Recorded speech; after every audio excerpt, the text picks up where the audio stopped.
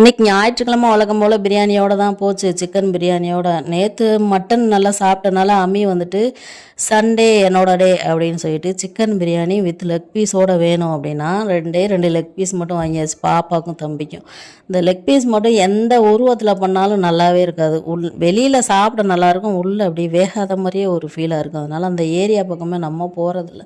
சுட சுட சிக்கன் பிரியாணியை பண்ணியாச்சு. சைடிஷ்க்கு வந்துட்டு இன்றைக்கி தால்ச்சா பண்ணலை, என்னன்னு தெரில. இன்றைக்கி தால்ச்சா பக்கம் போகிறதுக்கே விருப்பம் இல்லை.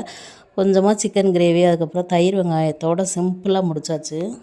எல்லாம் என்னமோ நிறையா தான் இருந்தது. நம்ம வீடியோக்கு எப்போவுமே தட்டில் தானே சாப்பாடெலாம் போட்டு காமிப்போம். அந்த வழக்கத்தை மாற்ற வேணாம் அப்படின்னு சொல்லிட்டு ஃபஸ்ட்டு ஒரு வாட்டி தட்டில் போட்டாச்சு. சரி எல்லாம் இலையில சாப்பிடட்டும், நம்ம தட்டிலே சாப்பிட்டுக்கலாம் அப்படின்னு சொல்லிட்டு சிக்கன் கிரேவி, தயிர் வெங்காயம், சுட சுட பிரியாணி அப்படின்னு சொல்லிட்டு சமைச்சு முடிக்கிறதுக்கு மணி 2 ஆயிடுச்சு. அதுக்கப்புறமா தம்பி பாப்பா அவங்களுக்குலாம் வந்துட்டு இலையில சாப்பாடை போட்டு டேஸ்டிங்கும் கொடுத்தாச்சு. அம்மியும் அவங்க அப்பாவும் வந்துட்டு டேஸ்டிங் வந்து எப்படி இருக்குன்னு சொன்னாங்கன்றதை மட்டும் பாருங்கள்.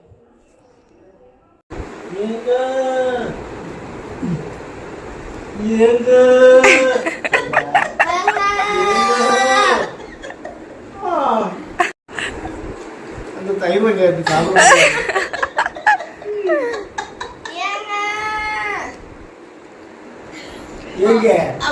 நல்லா சாப்பிடணுமா? அமித்து போவாங்க.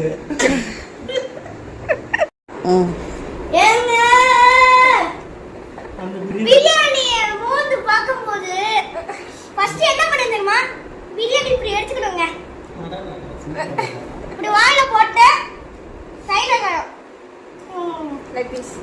ஏங்க பிரியாணினா நாம தாங்க, நாங்க தான் பிரியாணியே. பிரியாணி நாங்க, பிரியாணி தான் நாங்க. ஏங்க என்னோட பேரை சொன்னீங்கன்னா உங்க வீட்டுக்கு முன்னாடி பிரியாணி நிக்குங்க.